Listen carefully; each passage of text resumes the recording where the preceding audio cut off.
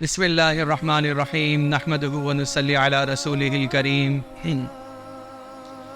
میرے انتہائی قابل عزت و احترام والدین اور ہمارے ہاں پڑھنے والے عزیز طلباء، ان کے سرپرست حضرات، ہم نے آج آپ کو ایک خاص مقصد کے لیے یہاں پہ جمع کیا ہے، اور وہ خاص مقصد یہ ہے کہ ہمارا بیت النور ٹرسٹ، جہاں پہ آپ کے بچے تعلیم حاصل کر رہے ہیں، یہ تعلیمی اور تربیتی اور تعلیمی ادارہ ہے۔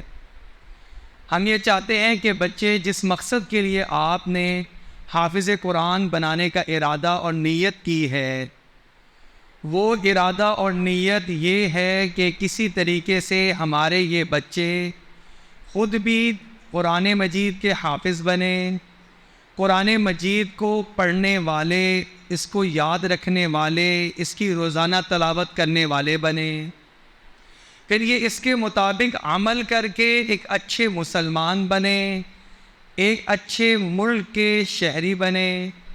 ان کے ذریعے سے دوسرے لوگ بھی متوجہ ہوں قرآن مجید کے حفظ کی طرف، دین کی طرف، یہ اپنے لیے بھی آخرت بنا رہے ہوں اور والدین جو ہیں ان کے لیے بھی ذخیرہ آخرت بن رہے ہوں۔ اس لیے کیونکہ قرآن مجید میں جو انعامات ذکر کیے گئے ہیں، اس میں اللہ رب العزت نے دین پہ چلنے والوں کے لیے بھی، اور جو دین پہ چلنے والوں کی مدد کرتے ہیں، معاونت کرتے ہیں، ان کے لیے بھی اللہ رب العزت نے جنت کے وعدے، نعمتوں کے وعدے، اپنی رضامندی کے وعدے ارشاد فرمائے ہیں۔ اور احادیث مبارکہ میں تو بڑی کثرت سے جہاں حافظ قرآن کے لیے انعامات کا ذکر ہے، اسی طرح ان کے والدین کے لیے بھی انعامات کا ذکر ہے، اساتذہ کے لیے بھی انعامات کا ذکر ہے۔ جو حفظ قرآن میں تعاون کرے گا، ہر ایک کے لیے قرآن مجید پڑھنے والے بچے کی طرح اس کے لیے بھی انعامات اللہ کے پیارے حبیب صلی اللہ علیہ وسلم نے بیان فرمائے ہیں۔ لہذا گھر میں جو والدہ ہے وہ بچے کو تیار کرتی ہیں، ان کا ناشتہ تیار کرتی ہیں، ان کا یونیفارم استری کرتی ہیں، یونیفارم دھو کے تیار رکھتی ہیں۔ والد صاحب جو ہیں وہ بچے کو لیتے ہیں، موٹر سائیکل پہ بٹھاتے ہیں، اس کو یہاں تک پہنچاتے ہیں، اس کی ضروریات کا خیال رکھتے ہیں، اس کو کھانا پینا، اس کی آسائش، اس کے لیے کمائی کرتے ہیں۔ ذہن میں یہی ہوتا ہے کہ میرا بچہ حافظ قرآن بن رہا ہے، اس کو کسی چیز کی کمی نہ ہو، تو یہی ان کا جذبہ ان کو اللہ کے ہاں سے انعامات دلانے کا ذریعہ اور سبب بن جاتا ہے۔ ہم یہاں پر کوشش کرتے ہیں کہ جب بچہ اب ہمارے پاس اندر پہنچا دیں، ہم یہاں پر ایک اچھا ماحول فراہم کریں، ان کے بیٹھنے کے لیے، ان کی آسائش کے لیے جتنا کچھ ہم کر سکتے ہیں، یہ دیکھے بغیر کہ یہ بچہ اپنے گھر میں کس بیک گراؤنڈ سے تعلق رکھتا ہے، اس کے پاس یہ سہولیات موجود ہیں یا نہیں ہیں، ہم نے ایک ایک بچے کو فوکس کیا کہ اس کے لیے بیٹھنے کا انتظام، اس کے پڑھائی کا انتظام، اس کے لیے استاد کا انتظام، اس کے لیے بقایا یہاں پہ جتنی سہولیات ہم دے سکتے ہیں وہ ساری کی ساری سہولیات ہم اس کو دے دیں۔ آپ یہاں پر آئے ہیں، آپ یہاں پہ حالات اور چیزیں بھی دیکھ رہے ہوں گے، ان کے بیٹھنے کا نظم، ان کے لیے سہولیات، یہاں کے اچھے اسکول جو ارد گرد کے ہوں گے، جو کہ 2-2، 2.5، 3-3، 4-4 ہزار بھی فیس لیتے ہوں گے، وہ ایسے صفائی کا، ستھرائی کا اور یہ تمام سہولیات نہیں دے پاتے کہ جو کہ ہمارے بچے کو یہاں پر میسر آتی ہیں۔ ہمارا اپنا بھی مقصد یہ ہے کہ جس کام کے لیے یہ بچہ یہاں آیا ہے، تعلیم اور ساتھ تربیت، وہ اس کی مکمل ہو جائے۔ لیکن یہ تعلیم اور تربیت صرف اکیلے ادارے کا کام نہیں ہے۔ آپ نے پہلی نشست میں سن لیا ہوگا کہ تربیت اصل میں ذمہ داری ہے کس کی؟ کوئی نہ کوئی ذمہ داری اٹھانے والا تو ہونا چاہیے، پتہ تو ہونا چاہیے انسان کو میری ذمہ داری ہے یا میری ذمہ داری نہیں ہے تو پھر کس کی ذمہ داری ہے؟ تو یہ بات سمجھ لیں، جس کی اولاد ہوتی ہے، جس کا بیٹا ہے، اس بیٹے کی تربیت کرنا بھی کس کی ذمہ داری ہے؟ والدین ہی کی ذمہ داری ہے۔ یہ تو بڑی حماقت ہوگی کہ آدمی کے بچے تو میرے ہیں، اولاد تو میری ہے، لیکن میرے پاس تو وقت نہیں ہے۔ باپ کہے میں تو صبح کو جاتا ہوں، رات کو واپس آتا ہوں، میں کیسے تربیت کروں گا؟ ماں کہے میں صبح سے ادھر لگتی ہوں، شام تک کام کرتی رہتی ہوں، میں کیسے تربیت کروں گی؟ تو پھر تربیت کون کرے گا؟ پھر آپ اس کو موبائل پکڑا دیتے ہیں، یہ موبائل اس کی تربیت کرے گا، تو جیسی وہ تربیت کر رہا ہے اس کا نتیجہ آپ کے سامنے آ بھی رہا ہے، اور اگلے 5-10 سالوں کے اندر جب وہ بڑا ہو جائے گا آپ کی تربیت ملی نہیں ہوگی۔ جیسے آپ کو اپنے والدین کی تربیت ملی تھی، آپ کی روک ٹوک ہوئی تھی، آپ کو چیزوں پہ جھاڑا گیا تھا، آپ کو چیزیں سمجھائی گئی تھی، آپ کو چیزوں پہ روکا گیا تھا، ان کے پاس وقت تھا اپنی اولاد کو ٹائم دینے کے لیے، ہمارے پاس وقت نہیں ہے، ہم تربیت کروا رہے ہیں موبائل سے، کارٹونوں سے، تو پھر وہ ہمارے پاس بیٹھنے کی بجائے کچھ جب تھوڑا سا اس کو لت لگ جاتی ہے تو وہ بھی موبائل کے ساتھ ہی چپکنا پسند کرتا ہے۔ باپ جہاں مرضی جائے، ماں جو مرضی کرے، ان کو اس سے قطعاً کوئی سروکار نہیں ہوتا۔ اس لیے بنیادی بات تو یہ سمجھے کہ یہ ہماری ذمہ داری ہے۔ اچھا، اب ہماری پہلی نشست اور دوسری نشست میں فرق بھی ہے۔ یہ جو دوسری نشست ہے اس کے اندر ہم آپ سے ذکر کریں گے کہ گھر میں آپ کو کیا ماحول فراہم کرنا ہے، کیا چیزیں ہیں جو کہ ایک والدہ کو چاہے دل پر پتھر رکھ کے، کڑوا گھونٹ پی کے کرنی پڑے گی اپنی اولاد کے لیے، تو یہ تربیت والی اولاد ہو جائے گی۔ ایک باپ کو کچھ کام ایسے ہیں، اس بچے کی کچھ نیڈز ہیں، ضروریات ہیں، اللہ نے فطرت میں اس کے رکھی ہیں، اب اس کو ضرورت ہے، آپ اس ضرورت کو پورا نہیں کر رہے، تو ظاہری بات ہے کہ اس بچے کی ضروریات پوری نہیں ہو رہی، اس کی نیڈز پوری نہیں ہو رہی، تو کہیں نہ کہیں سے اس کو پورا کرنے کی کوشش کرے گا تو وہ غلط راستے اور خراب راستے پہ چل پڑے گا۔ تو یہ اگلی نشست بہت زیادہ اہمیت کی حامل ہے، اور ہم یہ کوشش کرتے ہیں کہ ہر سال انشاءاللہ آپ کی ہماری ملاقات اسی موضوع پہ ہوتی رہے، اور ہم یہ بھی چاہیں گے کہ اس نشست کو آج ہم غور سے سنیں بھی، اور اپنے دل کے اندر سارے پروگرام گھر کے ترتیب دینا بھی شروع کر دیں کہ ہم نے آج سے اس کے مطابق عمل کیسے کرنا شروع کر دینا ہے۔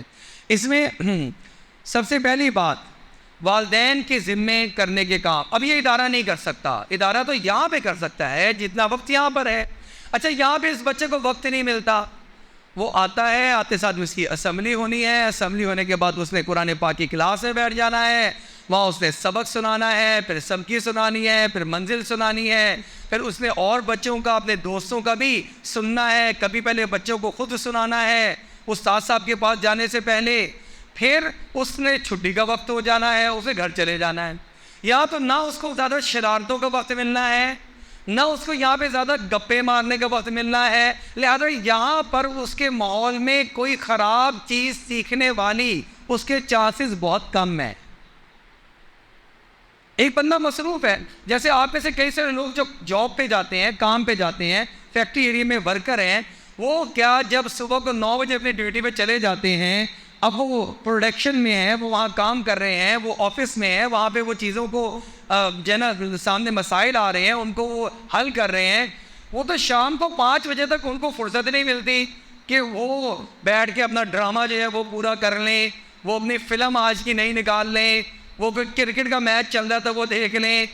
بڑا مشکل ہے وہاں پہ وقت نکالنا، اور جو دیکھے گا وہ روکے گا، او بھائی یہ تم کیا کر رہے ہو، اپنا کام کرو۔ مدرسے کا ماحول بھی ایسا ہی ہوتا ہے، یہاں پہ اس کے پاس فرصت ہی نہیں ہوتی کہ وہ بہت ساری چیزوں کے اندر انوالو ہو سکے، اس کو فرصت ملتی ہے جب یہاں سے چھٹی کر کے گھر کو جاتا ہے، یہاں پر تربیت کا اصل نظام شروع ہو جاتا ہے۔ اسی لیے علماء، مفسرین اور محققین فرماتے ہیں اپنے آپ کو مصروف رکھو۔ کیوں کہتے ہیں؟ کہتے ہیں جو مصروف آدمی ہے اس کا دماغ شیطان برائی کی طرف کم لے جائے گا ہی نہیں، شیطان اس کے دماغ کو بہکائے گا جو کہ فرصت میں ہے، جس کے پاس بڑا وقت ہے، جس کے پاس کرنے کے لیے کام ہی کوئی نہیں ہے، اب اس کو شیطان بہکائے گا اور وہ خرابی کی طرف جائے گا۔ اس لیے سب سے پہلے گھروں میں آپ دینی ماحول بنائیں تاکہ مدرسے کے ماحول کی موافقت ہو جائے۔ دینی ماحول سے کیا مراد ہے؟ 2-3 چیزیں، گھر کی تعلیم آپ کے گھروں کے اندر احادیث مبارکہ کی تعلیم کا ایک وقت ہونا چاہیے. حدیث شریف کی کوئی بھی کتاب آپ رکھ لیں. فضائل اعمال بڑی آسان ہے، پڑھنی بھی آسان ہے، اور اس میں فضائل بھی بہت سارے ہیں، اور مساجد میں بھی پڑھی جاتی ہے. ہم اور آپ اس کو کئی دفعہ بیٹھ کے سنتے بھی ہیں. کوئی حدیث شریف کی ایک کتاب آپ دیکھ لیں جو کہ چھوٹی احادیث پر مشتمل ہو، آپ وہ لیں، اس کو سیکھیں، سمجھیں، اور وہ گھر میں تعلیم کا ماحول بنا دیں. آپ دیکھیں گے صرف یہی بچہ نہیں، غیر محسوس طریقے سے کئی سارے آپ کے گھر میں رہنے والے بچے وہ دین کی طرف متوجہ ہونا شروع ہو جائیں گے. لہذا ایک آپ. دوسرا، نماز کی پابندی. دیکھیں، نماز کی پابندی ایک ایسی چیز ہے کہ جو بچوں کو سمجھائی جا سکتی ہے کہ بچوں یہ نماز جو ہے یہ تو فرض ہے، اس کے بغیر تو چارہ ہی نہیں ہے. جس طرح کھانا کھائے بغیر آپ کا چارہ نہیں ہے، زندگی نہیں ہے، ایسے ہی نماز کے بغیر زندگی ہے ہی نہیں. اس کو سب سے پہلے کس کو پہلے کر کے دکھانا پڑے گا؟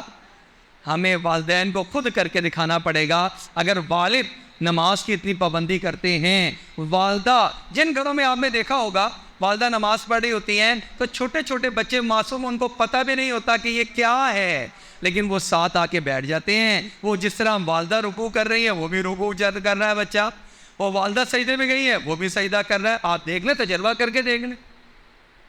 بچہ آنکھوں سے سن رہا ہوتا ہے، آنکھوں سے دیکھ رہا ہوتا ہے، بچہ کانوں سے نہیں سنتا. یہ بڑی عجیب بات میں آپ کو بتا رہا ہوں. ہمارے بچے کانوں سے نہیں سنتے، ہمارے بچے آنکھوں سے سنتے ہیں. ہم انہیں کہی جائیں بیٹا یہ نہ کرنا وہ نہ کرنا، اور ہم خود وہ کر رہے ہوں، تو بتائیں وہ کیا چیز سیکھیں گے؟ آپ کا وہ جو آپ نے کان میں ڈالا وہ، یا جو آپ نے آنکھ میں اس کے ڈالا ہے وہ دیکھیں گے اور وہ کریں گے، وہ کریں گے. لہذا بڑی بنیادی بات ہے، آپ خود نماز کے پابند بن جائیں، انشاءاللہ بچے بچیاں گھر میں، والدہ بن جائیں، انشاءاللہ بچے بچیاں گھر میں نماز کے عادی ہو جائیں گے. نماز کا اہتمام، نگرانی اور پابندی کی کوشش کروائیں. ایک بہت اہم بات ہے، اس کے اندر محبت اور پیار سے اور سمجھانے سے بہتر کوئی طریقہ نہیں ہے. ہر نماز آپ مار پیٹ کے نہیں پڑھوا سکتے. ہر نماز آپ مار پیٹ کے نہیں پڑھوا. چلو اٹھ، نماز نہیں پڑھی اور ایک تھپڑ لگایا اور تو اچھا حافظ بنتا گیا، تو جناب پتہ نہیں مدرسے میں یہ سیکھ کے آتا ہے، تیرے استاد نے یہ سکھایا. اچھا یہ جو دو چار آگے ہم نے اپنی طرف سے یہ جو اچھے اچھے جملے ملا دیے، اس سے کیا ہوگا؟ بچہ سمجھے گا، بچہ متنفر ہوگا. دیکھیں، دین کا کام دین کے طریقے سے کرنا پڑے گا. آپ صلی اللہ علیہ وسلم کے کھانا تناول فرما رہے ہیں.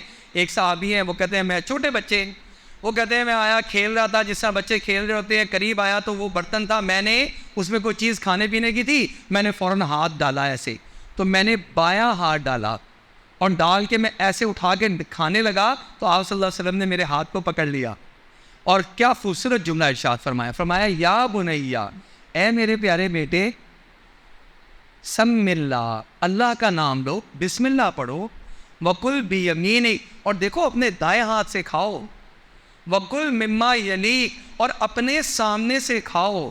وہ صحابی کہتے ہیں میں نے ایسے سکھانے والا استاد نہیں دیکھا، ایسی تربیت کرنے والا مربی نہیں دیکھا، نہ مجھے ڈانٹا، نہ مجھے جھاڑا، نہ مجھے لگائی، بلکہ انتہائی پیار سے سمجھایا. اس کے بعد کبھی ایسا نہیں ہوا کہ میں نے بائیں ہاتھ سے کھا لیا ہو، کبھی ایسا نہیں ہوا اللہ کا نام لیے بغیر کھا لیا ہو، کبھی ایسا نہیں ہوا اپنے سامنے سے چھوڑ کے کسی اور کے سامنے سے کھا لیا ہو. تو ہماری عادت جیسی مرضی ہو، ہماری زبان پہ بھی تانے، گالیاں، اوئے توئے چڑھا ہوا ہے، تو کوئی بات نہیں، ہم اپنے بھی اصلاح کرتے ہیں، ہم اپنے آپ کو بھی ٹھیک کرتے ہیں انشاءاللہ. پہلے ہم اپنے آپ میں صبر و تحمل لائیں گے اور بچے کو صبر و تحمل سے سمجھائیں گے تو بچہ انشاءاللہ سمجھ جائے گا. بچہ سمجھنے کے لیے تیار ہے. گھروں میں نظام الاوقات بنائیں. بڑی عجیب اور بڑی خوبصورت بات ہے یہ. دیکھیے، بچے نے موبائل دیکھنا ہی دیکھنا ہے، آپ اس کو روک نہیں سکتے.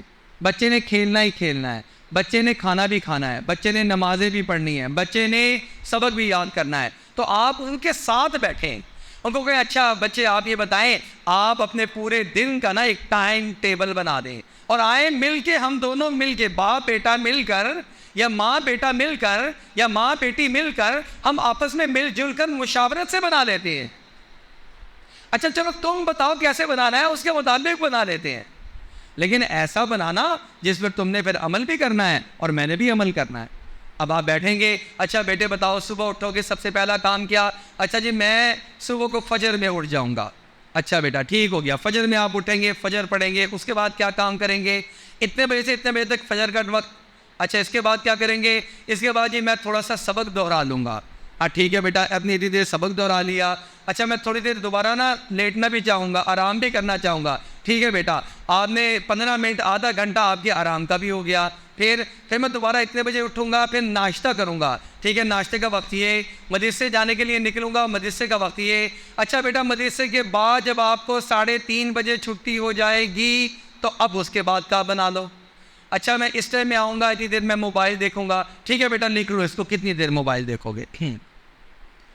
وہ کہتے ہیں جی میں تو 2 گھنٹے دیکھوں گا، 3 گھنٹے دیکھوں گا۔ یہاں پہ آپ اس سے تھوڑی سی بارگیننگ کر سکتے ہیں، بیٹا یہ تو بہت زیادہ وقت ہو جائے گا، آپ اس میں تھوڑی کمی کر لیں، آپ تھوڑا سا۔ اب دیکھیے اگر ہم کہیں گے نا نہیں تم نے نہیں دیکھنا، آج وہ حالات نہیں رہے، آج وہ حالات نہیں رہے۔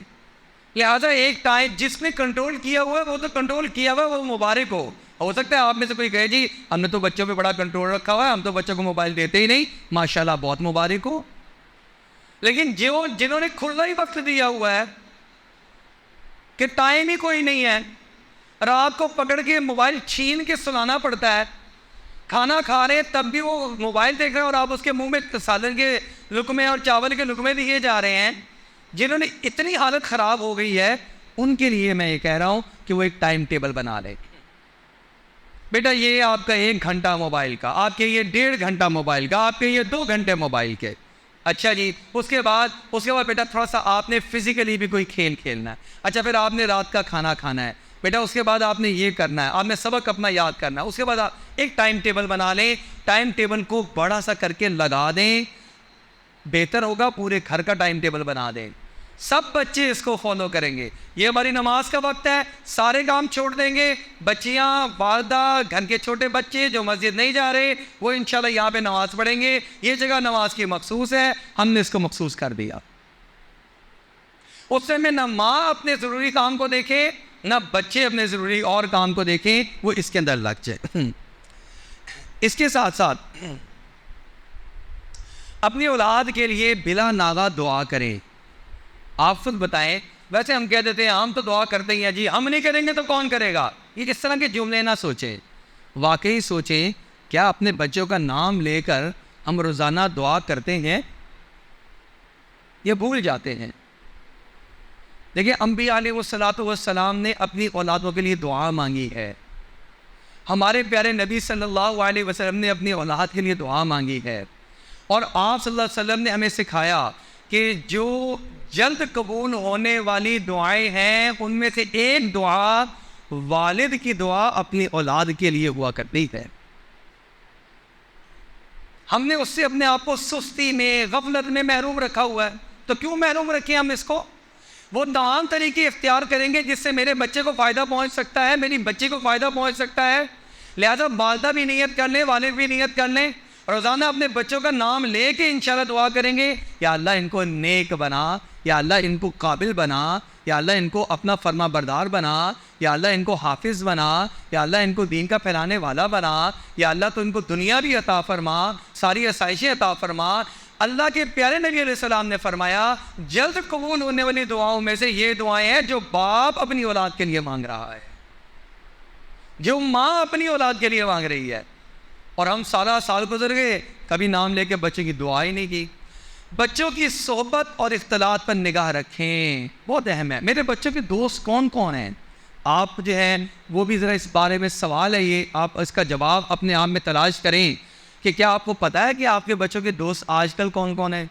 دیکھیے بچہ تو دوست بدلتا رہتا ہے، وہ نہیں کہ ہاں مجھے پتہ ہے بچپن کا اس کے دوست ہیں، نہیں نہیں نہیں، جس طرح اس کی ایج بڑھتی ہے شیطان اس کے لیے الگ الگ راہیں کھولتا ہے، الگ الگ طرف جا رہا ہے۔ آپ کو پتہ ہے کہ گلیوں میں محلوں میں برائی کی طرف لے جانے والے بے تحاشا شیطان کے چیلے موجود ہیں، نشے پہ لگانے والے، سگریٹ پہ لگانے والے، چوری پہ لگانے والے بے تحاشا موجود ہیں۔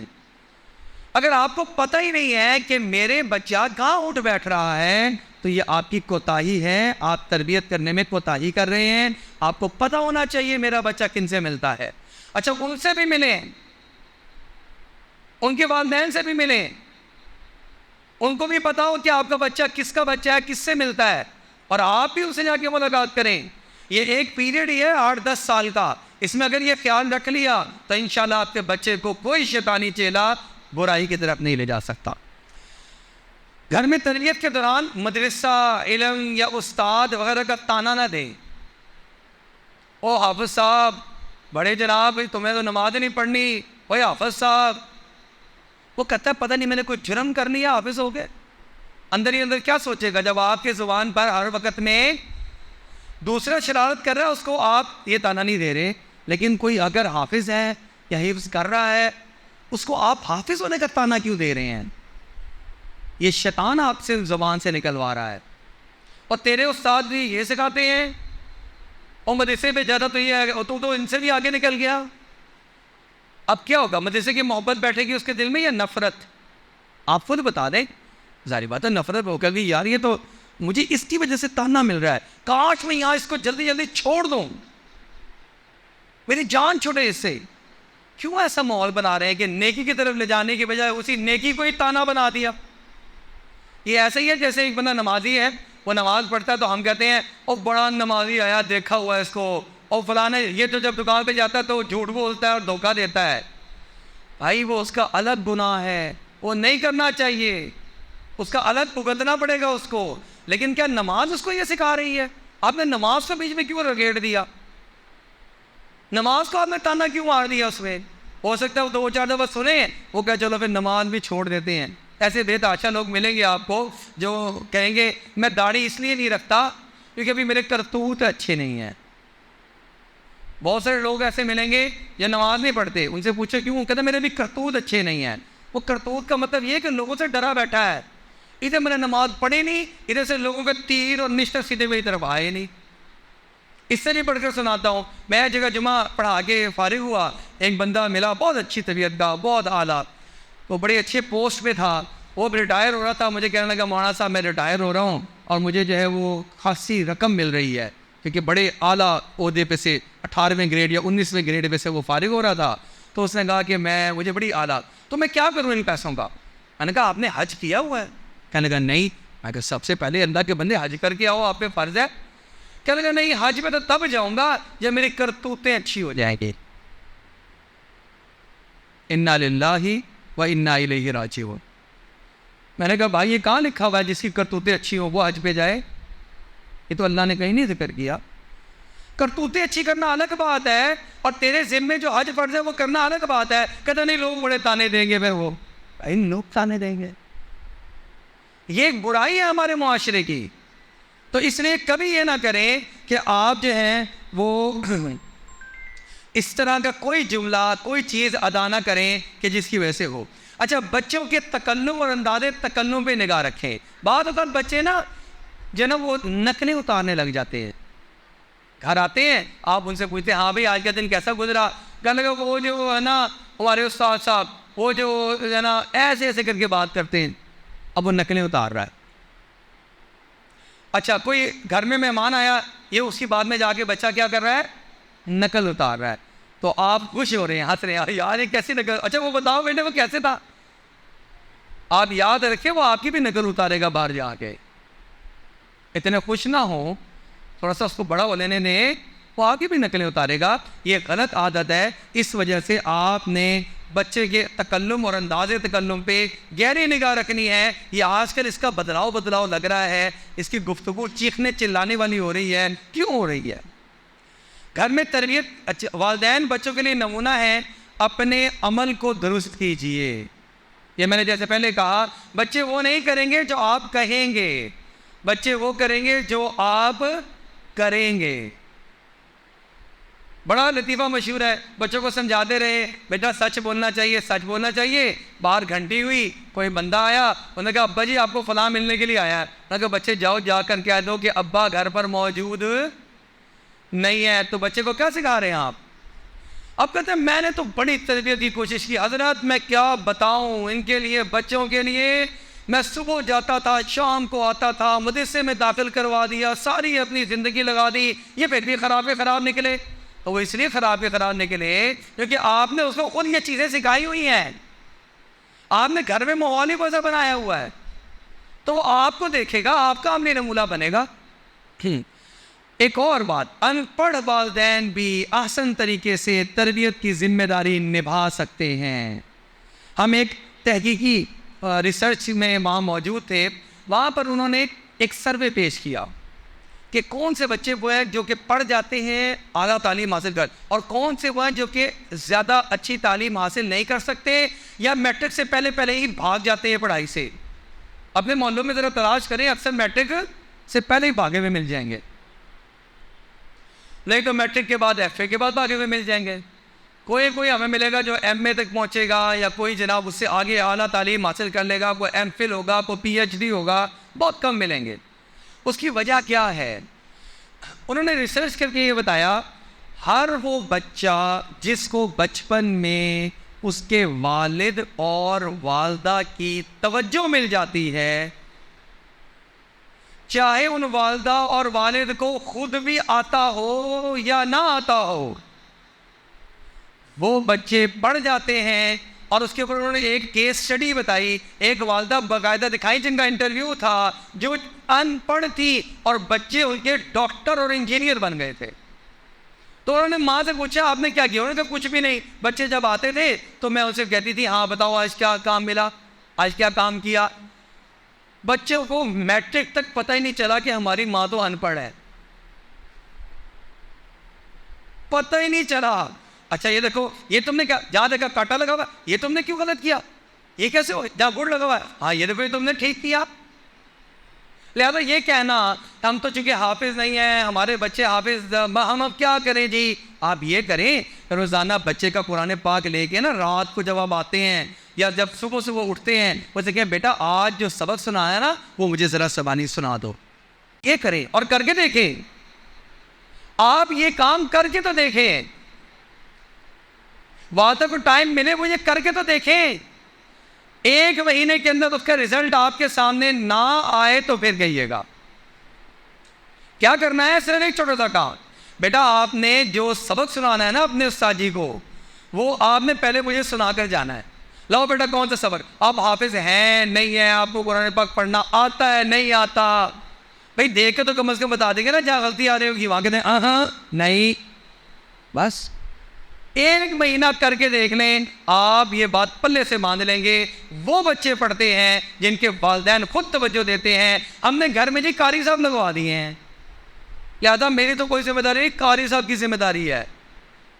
ہمارے پاس جب آتے ہیں نا ساتھی، یہ 3 سال ہو گئے بچے نے حفظ نہیں مکمل کیا، ہم کہتے ہیں جناب تو ہم آپ کو شروع میں سمجھا رہے تھے کچھ باتیں آپ نے وہ کی جی، میں تو صبح جاتا ہوں رات کو آتا ہوں، میرے پاس تو ٹائم ہی نہیں ہوتا۔ اچھا جی، پھر والدہ کو کہہ دے، اس کے بعد بھی ٹائم نہیں ہوتا، اس کے کہنا بھی نہیں مانتے۔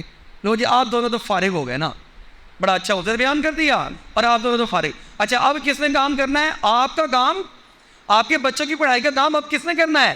اب مدرسہ کرے گا نا، مدرسے میں بھیج دیتے ہیں ہم، وہاں پہ ہم کہہ دیتے ہیں جاؤ بھائی پڑھو، گھر میں قاری صاحب بھی لگوا دیے ہیں۔ اور یہی نہ گھر میں قاری صاحب لگوائیں، یہ گھر میں قاری صاحب وہ لگواتا ہے جو وہ ٹائم نہیں دیتا۔ آپ ٹائم دینا شروع کریں، گھر میں قاری صاحب لگوانے کی ضرورت ہی نہیں ہے۔ چنانچہ اس چیز کو ذرا دیکھیں، یہ بہانہ چھوڑ دیں ہمیں تو خود نہیں آتا، ہم کیسے سیکھیں گے، ہم کیسے بچے کو پڑھائیں گے۔ ان پڑھ والدین بھی آسان طریقے سے تربیت کی ذمہ داری نبھا سکتے ہیں۔ اب کچھ باتیں جو ہم آپ سے اگلی کرنا چاہتے ہیں وہ یہ، بچوں کو نا جب بچہ گروتھ میں آ رہا ہوتا ہے اس کو 4 چیزوں کی ضرورت ہوتی ہے۔ کچھ جسمانی ضروریات ہیں، کچھ جذباتی ضروریات ہیں، کچھ اس کی ذہنی ضروریات ہیں، کچھ اس کی اخلاقی ضروریات ہیں۔ ان کو آج سمجھ لیں اور اپنے بچوں کو ان ضروریات کے وہ پورا کر دیں۔ آپ صرف ہم کھانے پینے کو پورا کر رہے ہیں، بقایا چیزوں کو پورا نہیں کر رہے۔ ذرا کر کے دیکھیں، پھر دیکھیں بچوں کی تربیت کتنی اعلیٰ درجے کی ہوتی ہے۔ یہ جو ہم بڑے بڑے نام سنتے ہیں نا کہ فلاں اتنے بڑے محدث گزرے، فلاں اتنے بڑے فقیہ گزرے، فلاں اتنے بڑے مجاہد گزرے، فلاں اتنے بڑے حکمران گزرے، ان کی زندگیوں میں یہ تربیتیں ہوئی بھی تھیں۔ آج آپ کریں، آپ کا بچہ بھی آپ کو ایک شاندار انسان بن کے دکھائے گا۔ لہذا سب سے پہلے ہے جسمانی ضروریات، فزیکل نیڈس، پھر ہے جذباتی ضروریات، ایموشنل نیڈس، پھر ہے معاشرتی ضروریات، سوشل نیڈس، پھر ہے ذہنی ضروریات، انٹلیکچوئل نیڈس۔ ایک ایک کو ہم دیکھتے ہیں۔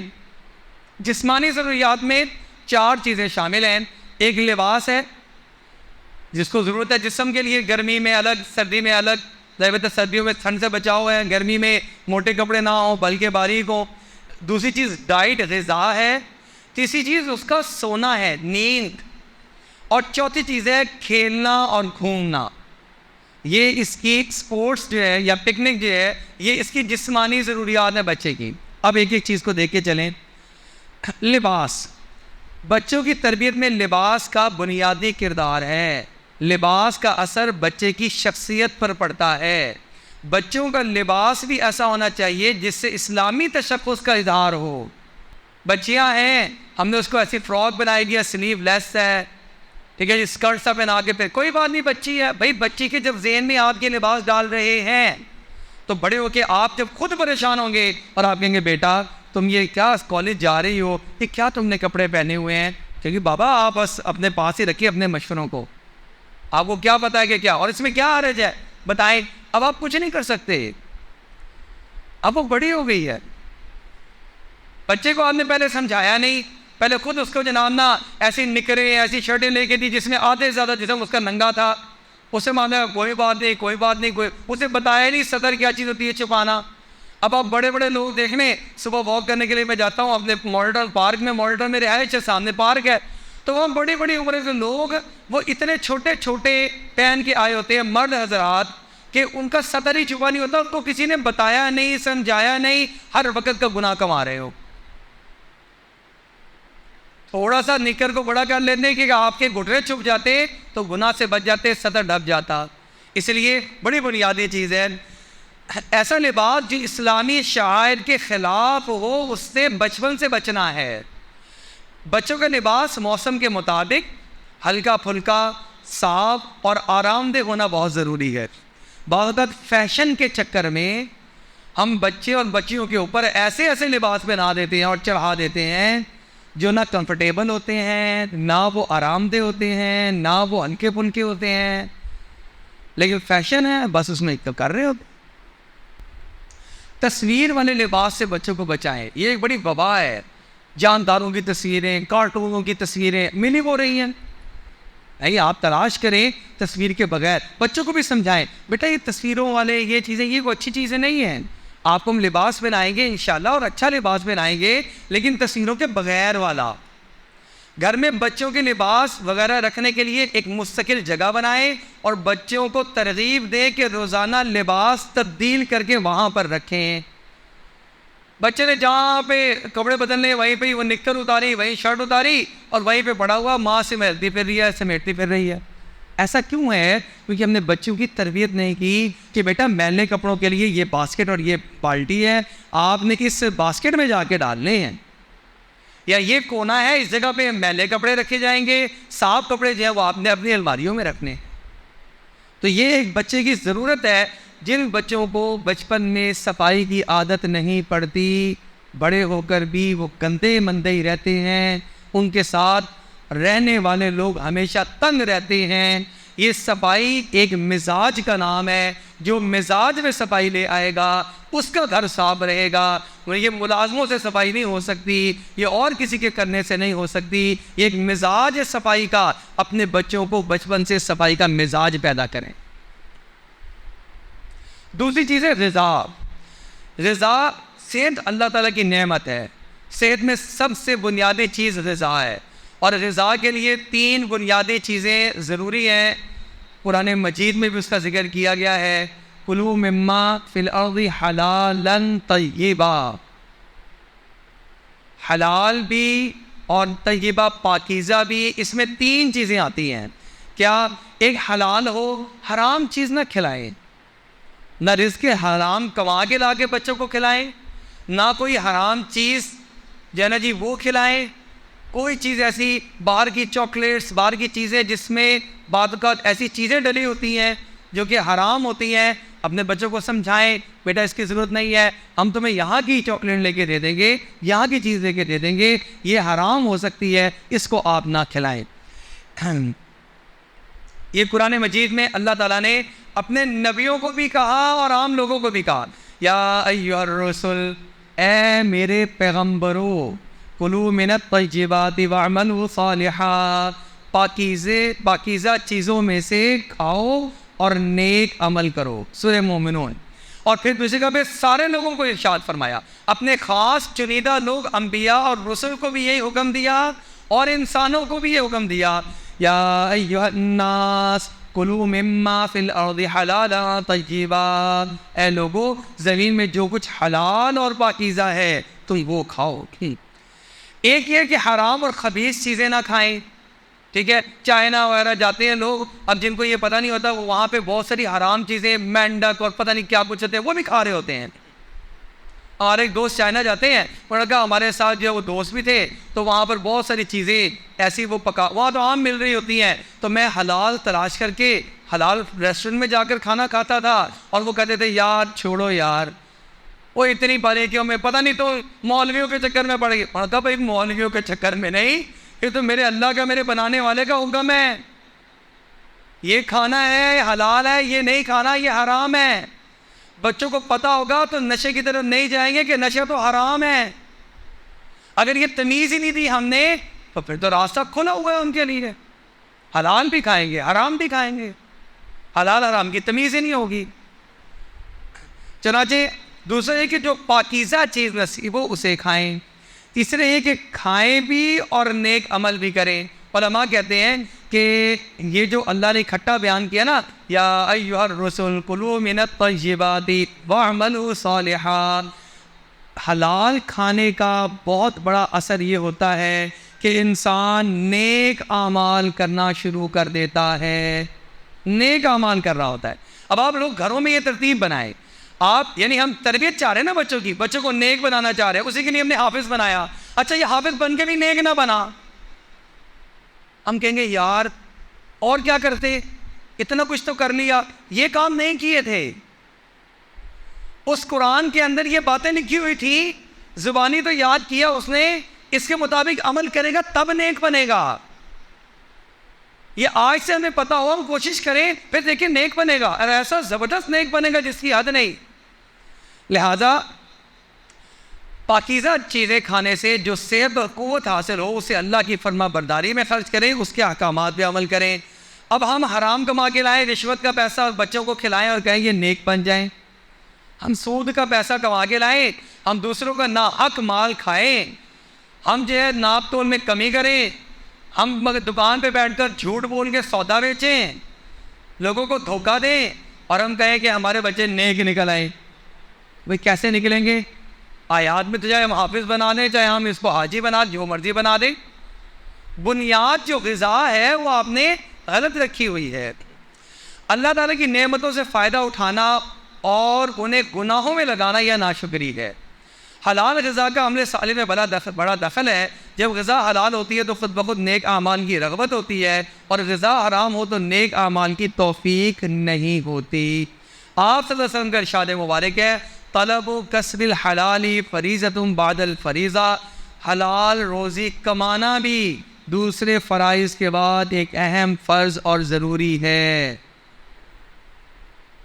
ابھی آپ سے متعلقہ بات آ گئی کہ بعض وقت حلال کمانے میں محنت زیادہ ہو سکتی ہے، مشقت زیادہ ہو سکتی ہے، اس سے مت گھبرائیں، اس کے فضائل دیکھیں۔ آپ صلی اللہ علیہ وسلم نے ارشاد فرمایا، جو شخص رزق حلال کی تلاش میں تھک گیا اور اسی حال میں رات گزاری، اس کے تمام گناہ بخش دیے جائیں گے۔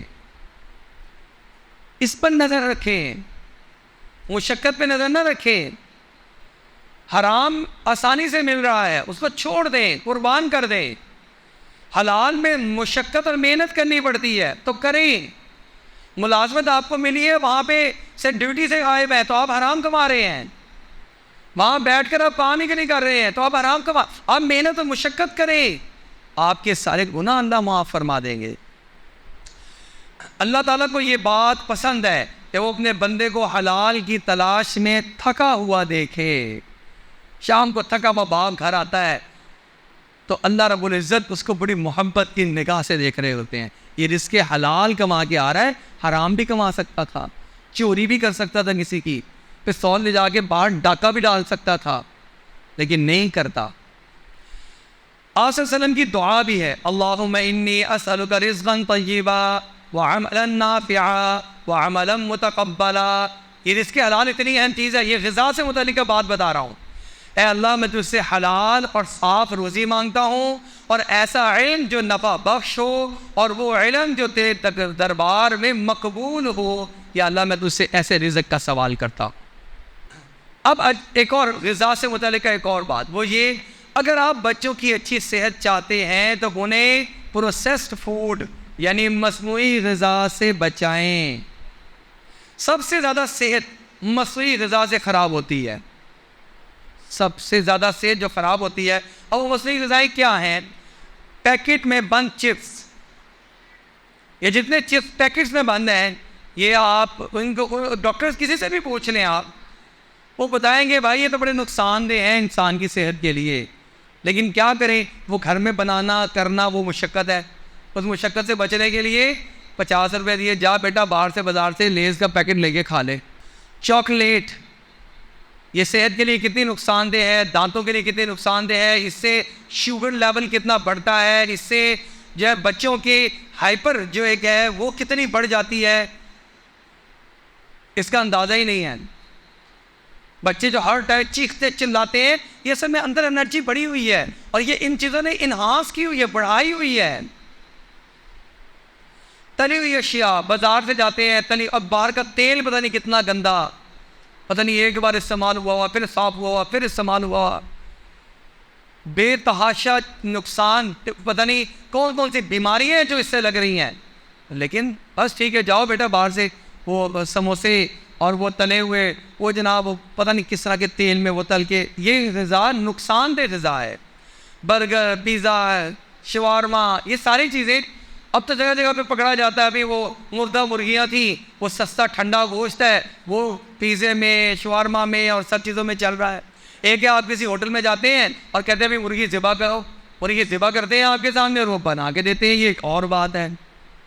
اور یہاں جہاں پر ویسے ڈھیر کا ڈھیر لگا ہوا ہے، اس میں کیا پتہ ہے کہ کون سی حلال ہے کون سی حرام، لیکن ایک عام عادت بن گئی ہے گھروں میں چیز بنانا۔ یہ شاورما آپ گھر میں بنا لیں، گھر میں بھی بن جاتا ہے، لیکن محنت مشقت کرنی پڑتی ہے۔ تو اپنے بچوں کے لیے محنت کریں، ان کو صحیح غذا دیں، یہ انشاءاللہ اچھی تربیت کے حامل بچے بنیں گے۔ ان کا نہ صرف حفظ اچھا ہوگا، ان کی صحت بھی اچھی ہوگی۔ ڈبے کے جوسز، جتنے ڈبے کے جوسز ہیں سارے آرٹیفیشل فلیورز کے ہیں، مصنوعی ذائقہ ہے، مصنوعی رنگ ہے، انتہائی نقصان دہ، ایسے ایسے اس کے اندر وہ ڈلے ہوئے ہیں، کیمیکلز ڈلے ہوئے ہیں کہ وہ صحت کے لیے انتہا درجے کے نقصان دہ ہے۔ اب آپ پھر دیں کیا؟ قدرتی غذا، مصنوعی غذا کی بجائے قدرتی غذا بچوں کی زندگی کا حصہ بنائیں۔ اس سے بچوں کی زندگی پر، صحت پر اور رویے پر، یہ چیخنا، چلانا، ہائپر ہونا، چیزیں توڑنا، بدتمیزی، بد اخلاقی کرنا، یہ سب چیزیں اندر جا ایسی رہی ہیں کہ جو اندر کے نظام کو خراب کر رہی ہیں۔ رویے پر اچھا اثر پڑے گا، آپ کر کے دیکھیں۔ بچوں کو موسمی پھل کھلائیں۔ آج کل ہمارا ملک پاکستان تو ماشاءاللہ اس اعتبار سے بڑا ہی اللہ کا کرم ہے کہ 100 روپے کلو بھی آپ کو سیب مل جائے گا، کیلا آپ کو 100 روپے درجن مل جائے گا۔ بے تاجہ پھل ایسے ہیں جو 100، 150، 200 کے اندر کلو کے حساب سے ہمیں اکثریت، کوئی پھل مہنگا ہوگا جو آؤٹ سیزن ہو رہا ہے یا کوئی اور وجہ ہے۔ تربوز بہترین سے بہترین تھا، 50 روپے کلو، 40 روپے کلو، 30 روپے کلو مل رہا تھا۔ خربوزہ آتا ہے، وہ ہر موسمی پھل الحمدللہ مناسب مل جاتا ہے۔ آم 100 روپے کلو ملتا رہا، 120، 150 مختلف موسموں کے اعتبار سے۔ تو یہ کیوں نہیں ہم کھلاتے؟ جا کے باہر کے ملک میں، ترکی ہم گئے تو ترکی میں ہمیں خیال آیا کہ یہاں پہ بھی پھل کھانے چاہیے، جیسے ہم پاکستان میں ریڑھیوں پہ لگے ہوئے پھل جو ہے وہ خریدتے ہیں اور جا کے کھا لیتے ہیں۔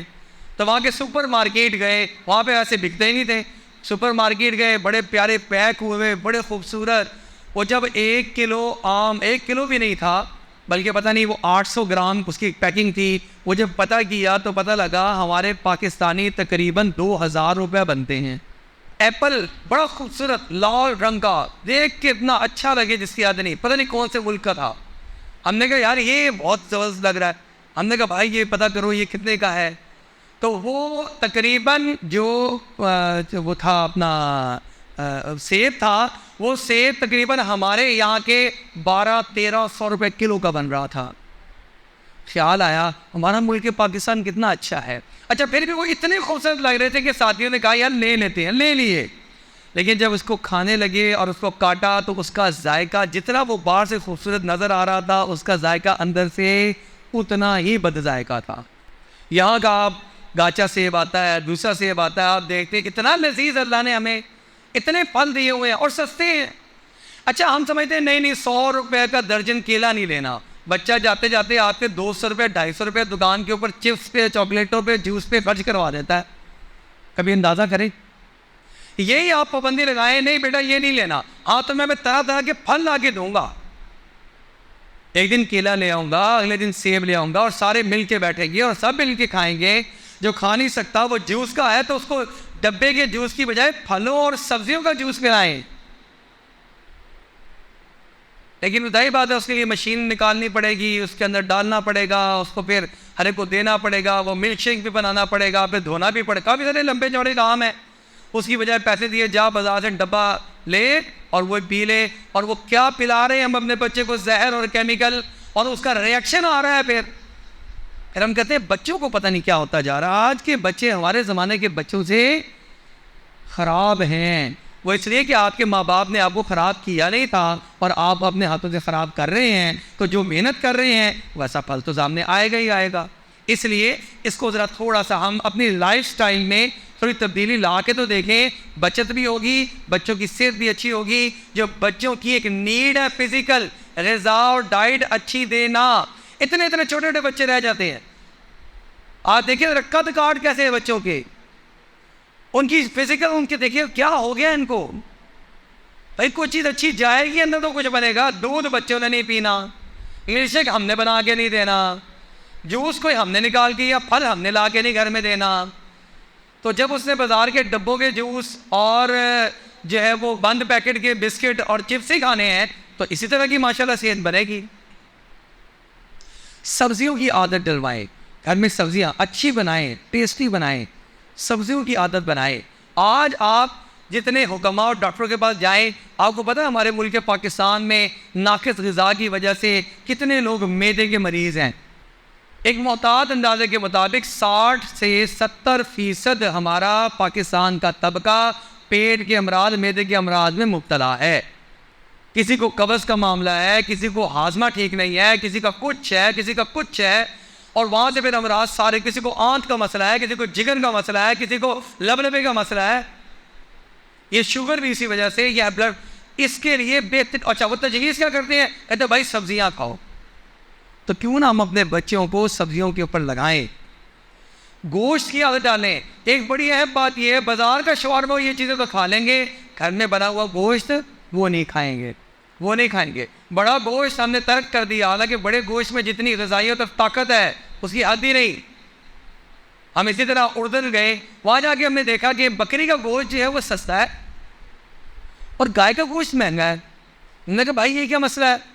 انہوں نے کہا اس لیے کیونکہ جو غذائی چیزیں ہیں وہ اس بڑے گوشت کے اندر زیادہ ہیں اور چھوٹے گوشت کے اندر کم ہے.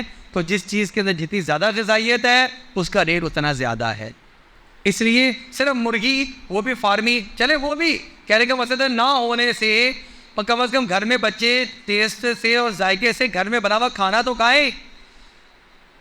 اب تو گھروں میں آپ کو پتہ کتنے ریسٹورنٹ بڑھتے جا رہے ہیں. کبھی آپ نے دیکھا ہے جگہ جگہ پہ برگر, پیزا, شاورما جگہ جگہ پہ, اور سارے چل رہے ہیں. یہ پتہ کیوں چل رہے ہیں؟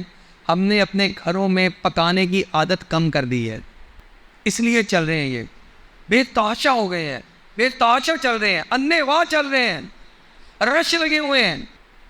اس لیے کیونکہ ہم نے گھر میں پکانا کم کر دیا. ہم نے کہا نہیں, گھر کی بجائے آج رات کھانا نہیں, آج تو بس ہم باہر سے شورما منگا لیں گے, آج تو ہم یہ کر لیں گے, آج تو ہم وہ کر. دودھ بچوں کی غذا میں رکھیں, پنیر رکھیں, زیتون رکھیں, کھجور رکھیں. چلے ہم کے بقایا چیزیں تو بڑی مہنگی ہیں جی, اور کھجور تو بڑی سستی مل جاتی. کھجور بچوں کو روزانہ 2 دانے 3 دانے ان کی غذا میں شامل کریں. آپ دیکھیں ان کی گروتھ کیسی ہوتی ہے. کھجور کے بارے میں خود نیٹ سے نکال کے دیکھ لیں کہ اس کے اندر کیا کیا غذا ہے, غذائیت کتنی ہے اس کے اندر. سستی والی ایرانی کھجور لیں, وہ گھر میں رکھ لیں, 500-600 روپے کلو ملتی ہے, وہ کھلائیں. چلے 10 دن میں ختم ہو جائے گی, سب کو کھلائیں گے, بار بار کھلائیں گے, خود بھی کھائیں, لیکن آپ صحت دیکھیں آپ کی کتنی اسٹرانگ ہوتی جائے گی, اس کے فوائد دیکھیں کتنے ہیں. تو یہ آرٹیفیشل چیزوں کی طرف جانے کی بجائے آپ اصل چیزوں کی طرف آئیں تاکہ ہم اسٹرانگ, ہمارے بچے اسٹرانگ. قوت مدافعت ختم ہو گئی ہے, بچے بیمار ہو جاتے ہیں. کیا وجہ؟ وائرل ہوا. کھانا تقریباً 20 منٹ میں کھانا چاہیے تسلی سے. اگر آپ موبائل لے لیں بچے سے اور کہ کھانا کھاؤ تو اس کی سپیڈ چیک کریں, وہ کھانا کتنی تیزی سے کھاتا ہے. ایک لقمہ اندر ڈالا ہوگا, دوسرا اس کا یہاں تیار ہوگا, تیسرے سے ایک اور تیار کیا ہوگا کہ بس میرا جو موبائل کا ٹائم ہے وہ مجھ سے چھین لیا گیا.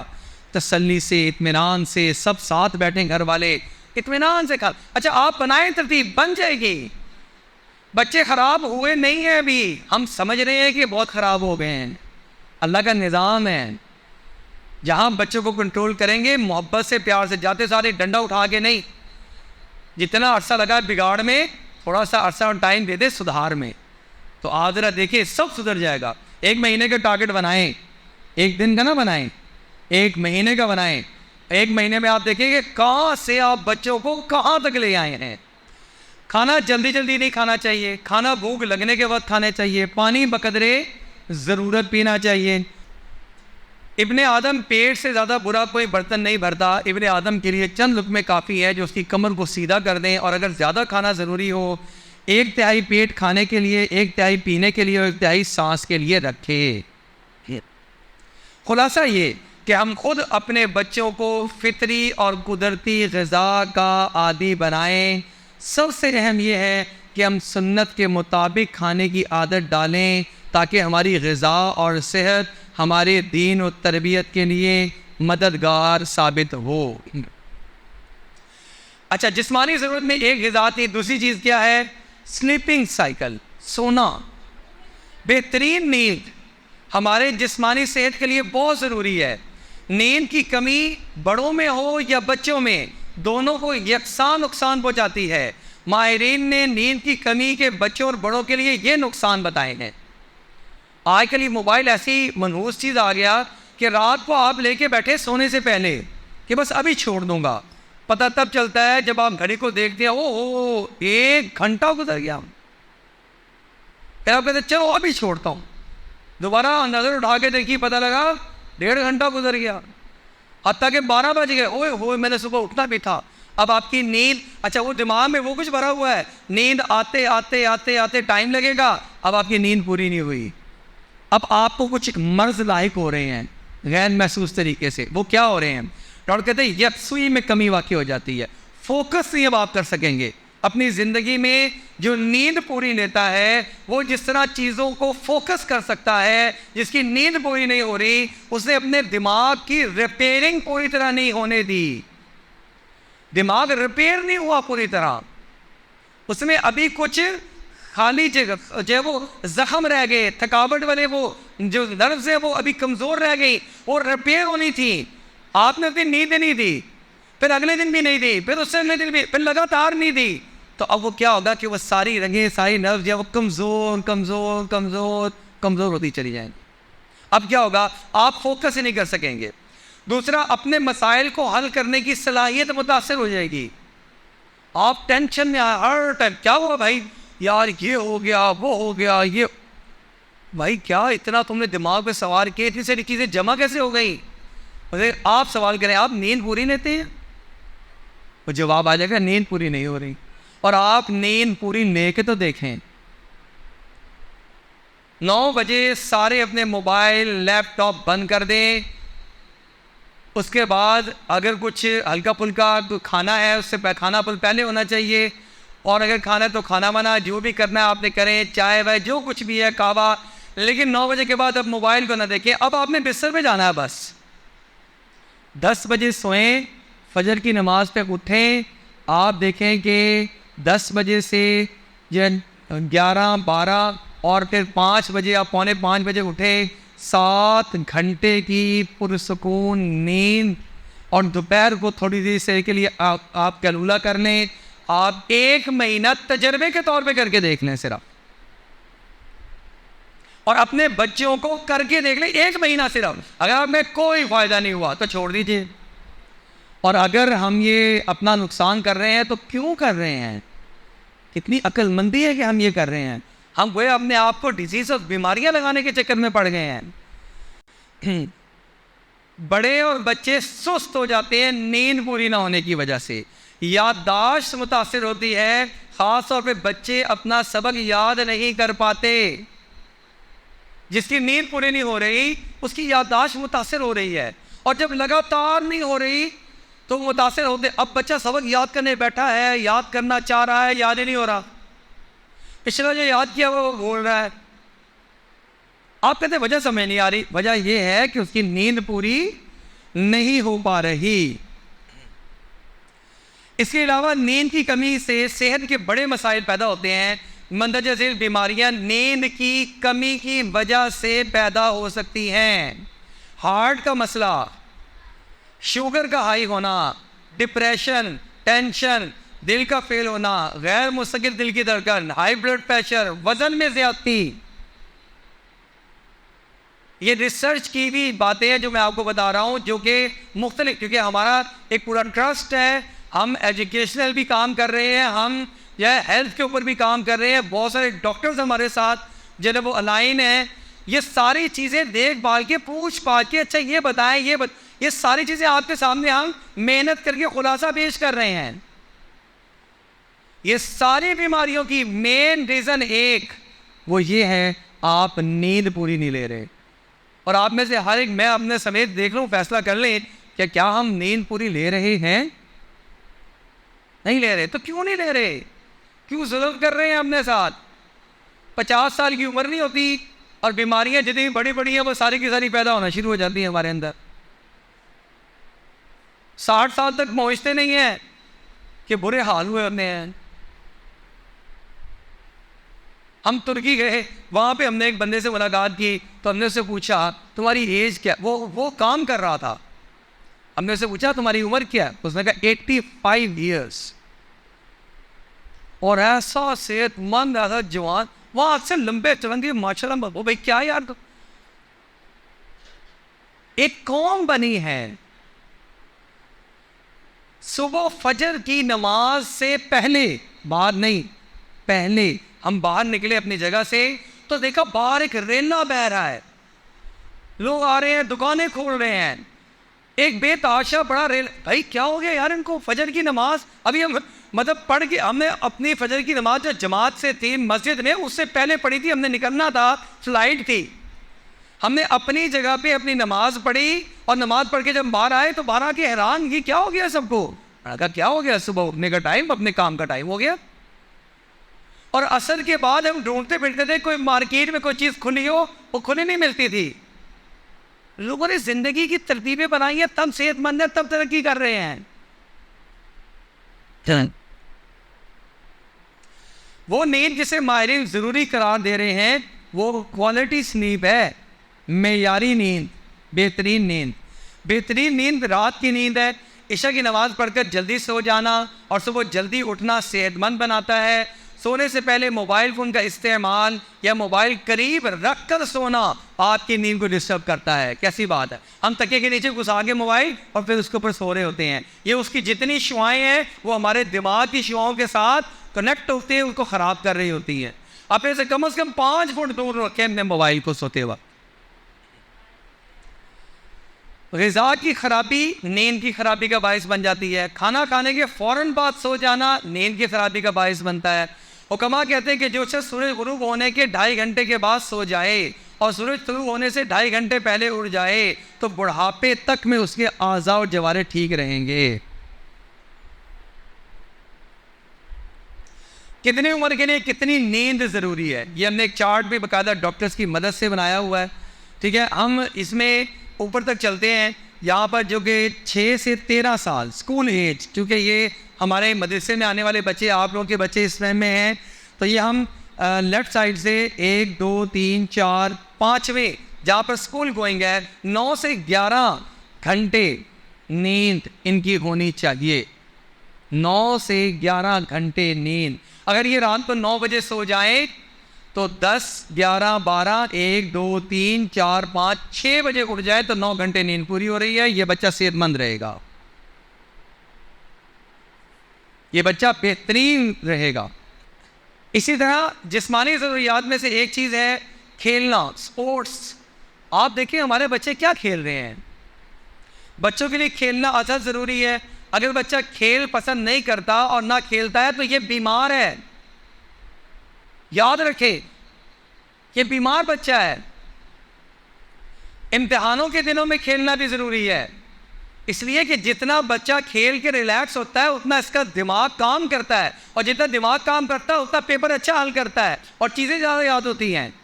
ہم کہیں چھوڑو آج نہ کھیلو تو امتحانات ہیں، نہیں، اس کو 15-20 منٹ کے لیے کھیلنے دیں. موبائل کی بات نہیں کر رہا کہ موبائل کھیلنے دیں، فزیکلی گیم کھیلنے دیں. جیسے کہ جاؤ دوڑ لگا کر آؤ، جیسے کہ فٹ بال کھیل سکتے ہو فٹ بال کھیلو، کرکٹ کھیلو، چڑی چھکا کھیلو. کھیل سے مراد کون سا کھیل ہے؟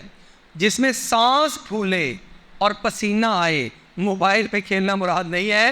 اس لیے کیونکہ وہی بچے سے ہم نے پوچھا بچے آپ کھیلتے ہو؟ ہمارے پاس پڑھتا تھا. ہم نے کہا بیٹا آپ کیوں سست رہتے ہو، آپ کوئی کھیل کھیلتے ہو؟ اس نے کہا جی کھیلتا ہوں. کیا کھیلتے ہو؟ دیکھا فٹ بال. فٹ بال تو اتنی زبردست گیم ہے بیٹا، کتنی دیر کھیلتے ہو؟ کہتا جب تک موبائل کی بیٹری نہ ختم ہو جائے تب تک کھیلتا ہی رہتا ہوں. تو بیٹا یہ جو تم موبائل پہ کھیل رہے ہو نا، یہ کھیلنا مراد نہیں ہے، یہ تو تمہارے ڈیمیج کر رہا ہے سب کو. پکنک کے لیے ایسی جگہ جانا چاہیے جہاں بچوں کی ذہنی صحت بنے. بچوں کو شور شرابے سے اور بجلی سے چلنے والے جھولوں کے قریب لے جانے کی بجائے آپ کھلی جگہ پر لے کر جائیں. یہ جیسے نا یہ شور ہوتا ہے، آپ یہ انڈور جو گیمز ہیں وہاں بچہ اور زیادہ جا کے ڈپریس ہو جاتا ہے. آپ جائیں تو اندر شور کی وجہ سے پریشان ہو جاتے ہیں، آواز سنائی نہیں دے رہی ہوتی. یہ جو انڈور گیمز ہیں یہ تو نقصان دہ ہے، یہ بھی نہیں کھلانی. گھومنے اور پکنک منانے کی مناسب جگہ پارک ہیں جہاں بچہ بھاگ سکے، دوڑ سکے. وہاں جو جھولے لگے ہوئے ہیں وہ الیکٹرک نہیں ہیں، دوسرے وہ کھیل سکے، گرے اٹھے بھاگے، ایک کھلی فضا ہو. اس کے لیے ٹائم نکالیں. پورے ہفتے نہیں ٹائم نکالنا تو اتوار کو نکالیں. بچوں کا حق ہے یہ، ان بچوں کو یہ حق دیں. بہتر تو ہے کہ آپ کے گھر کے قریب گراؤنڈ ہے، روزانہ شام کو جائیں ان کو لے کر. جب آپ گام سے آئیں ان کو لے کر جائیں، آدھا گھنٹہ وہ بھاگیں دوڑیں اور کھیلیں اور شور مچائیں اور سب کچھ کریں. آپ دیکھیں ان کی صحت کو دیکھیں، 1 مہینہ کر کے دیکھیں. یہ جتنے کام میں بتا رہا ہوں تجرباتی طور پہ کر کے دیکھ لیں. لہذا یہ بھی بچے کی ایک جانا جی. اسی طرح میوزیم ہے جہاں پہ کچھ سیکھنے کو ملے، ایسی جگہ لے کر جائیں. یہ تھی ہماری ٹائم ویو مکمل ہو گیا ہے. یہ صرف جسمانی ضروریات ہم نے آپ کے سامنے رکھی ہیں. انشاءاللہ وقتاً فوقتاً ہم آپ کو بلاتے رہیں گے. آگے بچے کی ایموشنل نیڈز کیا ہیں اور اس کے علاوہ کئی ساری کام ہیں، انشاءاللہ وہ ہم آپ کے سامنے رکھتے رہیں گے. آپ حضرات سے گزارش یہ ہے کہ ادارہ اکیلے تنہا آپ کے بچوں کی تعلیم اور تربیت نہیں کر سکتا. جب تک آپ لوگ مکمل طور پہ تعاون نہیں کریں گے، ساتھ شامل نہیں ہوں گے. اور آپ کو ساتھ شامل کرنے کے لیے ہم نے آج آپ کو یہاں پر زحمت دی ہے. ہم یہ چاہتے ہیں آپ کے بچوں کی تربیت کے لیے، یہ چاہتے ہیں آپ 15 دن کے بعد، کم از کم 15 دن کے بعد آپ ضرور آیا کریں. آ کر اپنے استاد صاحب سے، بچے کے استاد صاحب سے 1-2 منٹ کی ملاقات کر لیا کریں اور اپنے بچے کی تعلیمی کارکردگی کو آپ جانچ لیا کریں، پوچھ لیا کریں. یہ چیزیں بچے کے لیے انتہائی کارآمد ہیں. اور جو چیزیں ہم آپ کو بتا رہے ہوتے ہیں، یہاں پہ نظام چل رہا ہوتا ہے، آپ کے علم میں نہیں ہوتا. آپ اس میں آ کے بجائے اس کے کہ ادارے سے بحث شروع کر دیں، یہ نظام اپنا تبدیل کر دو. یہ نظام ایسے نہیں، ایسے چلاؤ. جیسے ہم کہہ رہے ہیں نا ہمیں آسانی ہے، تم اپنا پروگرام ایسے چلاؤ. یہ کرنے کی بجائے آپ یہ کہیں آپ کا جو پروگرام ہے ہمیں بتائیں، ہم اپنے آپ کو اس کے مطابق چلانے کے لیے تیار ہیں۔ آپ یقین مانیں یہ سارے پروگرام، یہ ساری تربیت، یہاں پہ سارے اعمال اس بچے کی تعلیم اور تربیت کے لیے اور اس کے فائدے کے لیے ہیں، ہمیں اس میں کوئی فائدہ نہیں ہے۔ ہمارے لیے تو بڑا آسان ہے کہ ہم کھلی چھوٹ دے کے رکھیں۔ آپ جیسے کہیں، جب کہیں جی بچے کو چھٹی دے دو، ہم کہیں جاؤ بچے چھٹی ہے۔ آپ کہتے ہیں جی آج بچہ نہیں آئے گا، ہم کہیں گے اللہ کا شکر ہے نہیں آئے گا۔ بچے کو جی فلانا مسئلہ، ہاں جی بالکل ٹھیک ہے جی، بچہ لیٹ آئے گا، ہاں جی کوئی بات نہیں ہے، بڑا آسان کام ہے، آپ سب بڑے راضی رہیں گے ہم سے، بڑے خوش رہیں گے آپ ہم سے۔ آپ کہیں گے یہ ادارہ ہوتا ہے جو ہماری مجبوریوں کو سمجھتا ہے، لیکن آپ یقین مانیں اس میں نقصان ہوگا آپ کی اولاد کا۔ یہ سارا جو ہم آپ لوگوں کا غصہ نہیں لے لیتے ہیں، لیکن ہم چاہتے ہیں کہ نظام تعلیم درست رہے۔ چلو گھر جا کر آپ لوگ محنت کر رہے ہیں، یہاں پہ ہم لوگ محنت کریں، اللہ کرے یہ ہماری نسلیں جن کی آج ہمارے کندھوں پہ ذمہ داری ہے، ہمارے بڑوں نے بڑی اچھی تربیت ہماری کی، اللہ ان بچوں کی بھی اچھی تربیت ہمیں کرنے کی توفیق عطا فرما دے، اور اللہ جل شانہ ان کو ایک اچھا مسلمان، ایک محب وطن پاکستانی، ایک مفید شہری بنا دے جو ملک و قوم کو بھی ترقی دینے کا باعث اور سبب بنے۔ اس اسلام کو بھی جو ہے نا وہ چار چاند لگانے اور محنت کرنے کے لیے اللہ جل شانہ اس کو توفیق عطا فرما دے۔ وآخر دعوانا ان الحمد للہ رب العالمین۔ اللہم صلی علی سیدنا و مولانا محمد عبدک و رسولک وصلی علی المؤمنین والمؤمنات والمسلمین والمسلمات۔